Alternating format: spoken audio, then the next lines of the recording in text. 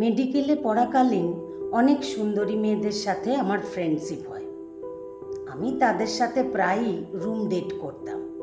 ওরাও স্বেচ্ছায় রাজি হতো, কারণ আমি দেখতে অন্যান্য সাধারণ ছেলেদের থেকে অনেক বেশি হ্যান্ডসাম। তার উপর আমার বাবা এই শহরের টপ সার্জেনদের মধ্যে একজন। বুঝতেই পারছেন, আমার বাবার টাকা আর আমার সৌন্দর্যের ওপর অনেক মেয়েই তার শরীর বিলিয়ে দিত স্বেচ্ছায়। তবে একদিন আমি এমন একজন মেয়ের সাথে ধাক্কা খেলাম যে সে কোনো পরী। বলতে গেলে পরীরাও হয়তো তাকে দেখে হিংসে করে, এমন সৌন্দর্য তার। আমি এতদিন একে দেখিনি কেন? যত তাড়াতাড়ি সম্ভব এই মেয়েটিকে আমার বিছানায় চাই। তারপর থেকে তার ব্যাপারে খোঁজ নেওয়া শুরু করলাম। যতটুকু জানতে পারলাম, মেয়েটা অনেক মেধাবী আর মধ্যবিত্ত পরিবারের। মেয়েটা স্কলারশিপ নিয়ে এখানে ভর্তি হয়েছে। যা হোক, আমার জন্য তো ভালোই। তারপর থেকেই লেগে পড়ি তার চোখের নজরে আসার। টাকার লোভ দেখালাম এবং এত সুন্দর করে সেজেগুজে আসতাম, তাও লাভ হতো না। একদিন একটা ছোট্ট মেয়ে এসে বলল ওর থেকে গোলাপ নিতে। আমার কাছে গোলাপ ফুল তেমন একটা ভালো লাগে না, তাই না করে দিলাম। তারপর মেয়েটা বলল, ভাইয়া, কালকে রাত থেকে কিচ্ছু খাইনি, একটা গোলাপ নিন না। আমার তার কথায় বিরক্ত লাগছিল, কিন্তু যখন তার চোখের দিকে তাকালাম, দেখলাম তার চোখে জল। কেন জানি তার প্রতি অনেক মায়া হলো। তাই তার থেকে সব গোলাপ ফুলগুলো নিয়ে মেয়েটাকে 1000 টাকা দিলাম।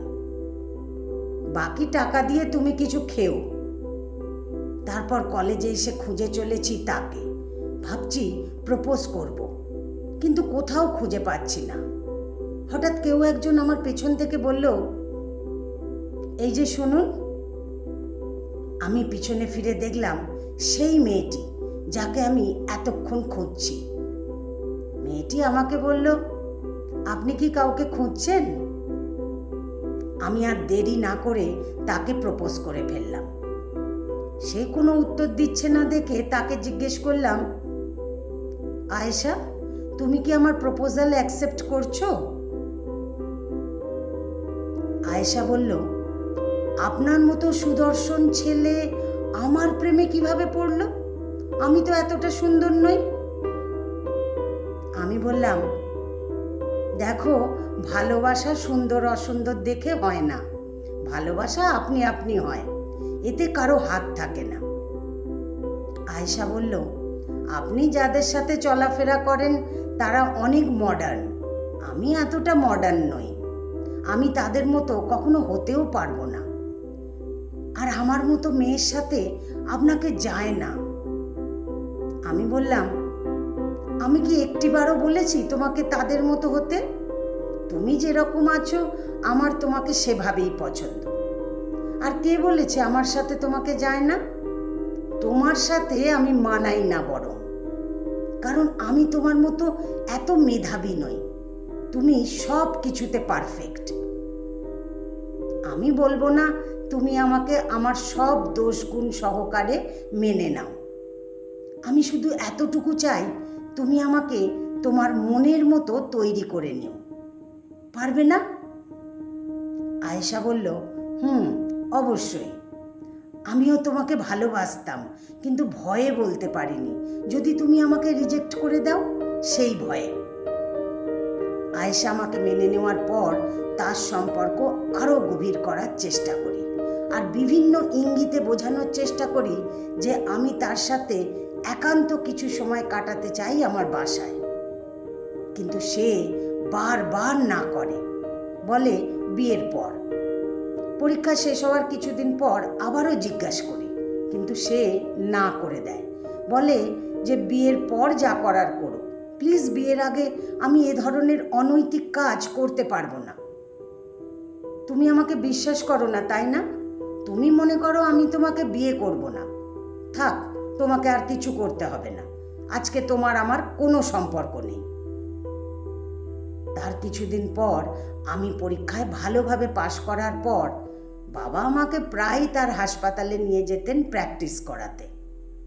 কিছুদিন পর বাবা বলল, আজকে যেন আমি নিজে সব কাজ করি, তিনি শুধু আমাকে ভুল হলে দেখিয়ে দেবেন। আমার সামনে এখন একটি সুন্দরী মেয়ের বডি পড়ে আছে। ওকে দেখেই কেন জানি আয়েশার কথা মনে পড়ল। যখন মেয়েটির সাদা ধবধবে পেটে ধারালো ছুরি বসালাম, সাথে সাথে যেন রক্তের বন্যা বয়ে গেল। আমি বারবার আঁতকে উঠছি, কেন জানি মনে হচ্ছে এটা আয়েশার বডি। মৃত নবজাতকের হাত দেখে আমি আঁতকে উঠলাম। বাবা বলল, কি হলো অমর, ভয় পেলে নাকি? জি স্যার। হাসপাতালে বাবাকে স্যার ডাকতে হয়। প্রথমবার তাই ভয় পেয়েছ, কিছুদিন পর দেখবে এগুলো স্বাভাবিক লাগবে। ইস, মেয়েটার জন্যে অনেক মায়া হচ্ছে। কেন যে ওরা বিয়ের আগেই শারীরিক সম্পর্কে জড়ায়, তারপর তাদের বাবা মার কথা চিন্তা না করেই আত্মহত্যা করবে। আত্মহত্যার কারণটা আমার কাছে স্পষ্ট হয়ে গেল। ভালোবাসার দোহাই দিয়ে কেউ তার সাথে শারীরিক সম্পর্ক করে ধোঁকা দিয়েছে। চোখ ভর্তি অশ্রু নিয়ে ওখান থেকে বাইরে বের হলাম। কেন জানি আয়েশার কথা মনে পড়ছে আজকে বারবার। হয়তো আয়েশা যদি রাজি হতো, তার সাথেও আমি এমনটা করতাম। ও যে পরিমাণ আমাকে ভালোবাসে, সেও হয়তো আমাকে না পেলে এমন কাজটাই করত। হঠাৎ ফোনটা বেজে উঠল। ফোনের ওপাশ থেকে কণ্ঠটা শুনে বুঝতেই পারলাম এ আর কেউ না, আমার আয়েশা। সে আমাকে বলল, আমি তোমার সাথে থাকতে রাজি আছি, প্লিজ তুমি আমাকে ছেড়ে যেও না। আমি তোমাকে ছাড়া থাকতে পারবো না, আমাকে ছেড়ে যেও না অমর। আমি বললাম, তুমি কিছুক্ষণের মধ্যেই নিউ ফার্স্ট কফি শপে আসতে পারবে, যেখানে প্রথম তোমার সাথে কফি খেয়েছিলাম, আর সুন্দর করে সেজে গুজে আসবা। ফোন রাখার ঘন্টাখানেক পর দেখলাম আয়েশা আমার কথা মতো সুন্দরভাবে সেজে গুজে এসেছে। আমি তাকে সব খুলে বললাম যে আমি কি জন্য তার সাথে এরকমটা করলাম। সে কিছু বলছে না, শুধু আমার দিকে তাকিয়ে আছে। তারপর আমি বললাম, আমি শুরুতে তোমার সাথে অভিনয় করলেও তোমার থেকে আলাদা হওয়ার পর বুঝতে পারলাম আমিও তোমাকে ভালোবেসে ফেলেছি। তুমি বিশ্বাস করো, আমি এখন তোমাকে অনেক ভালোবাসি। আয়েশা বলল, আমি জানতাম তুমি আমাকে ভালোবাসো না, কিন্তু আমি তোমাকে ভালোবাসতাম। মনে আছে তুমি বলেছিলে তোমাকে যাতে আমি আমার নিজের মনের মতো গড়ে নিই? আমিও তাই চেষ্টা করছিলাম। আমি রাস্তায় একদিন যাওয়ার পথে দেখেছিলাম তুমি একটা পথশিশুকে সাহায্য করছো। সেখান থেকেই বুঝতে পেরেছিলাম যে তুমি মানুষটা এতটাও খারাপ নও। আমি মনে করেছিলাম আমি হেরে গিয়েছি, তাই বিয়ের আগেই তোমার কাছাকাছি আসতে রাজি হয়ে যাই। তুমি যদি আমাকে মেনে না নিতে, হয়তো আমি মরেই যেতাম। কিন্তু আজ তোমার কথা শুনে আমার প্রচণ্ড আমি খুশি হয়েছি, আমি সফল হয়েছি। আমি তোমাকে আমার মনের মতো করতে পেরেছি। আমি বললাম, তুমি আমাকে এতটা ভালোবাসো? তুমি যদি আমার জীবনে না আসতে, তাহলে কখনো ভালোবাসার আসল মানেটা শিখতে পারতাম না। তারপর আমি আয়েশাকে জড়িয়ে ধরে বলি, আমি তোমাকে কখনো ছেড়ে যাব না, প্রমিস। আমি কালকেই বাবাকে নিয়ে যাব তোমার বাসায় বিয়ের প্রস্তাব দিতে। আমি তোমাকে ছাড়া আর এক মুহূর্তও থাকতে পারবো না। আসলে একটা মেয়ে চাইলে তার ভালোবাসা দিয়ে খারাপ থেকে খারাপ ছেলেকেও বদলে দিতে পারে। হয়তো একটু সময় লাগে, তবে নিষ্ঠার সাথে ভালোবাসলে খারাপ ছেলেটির পরিবর্তন ঘটবেই।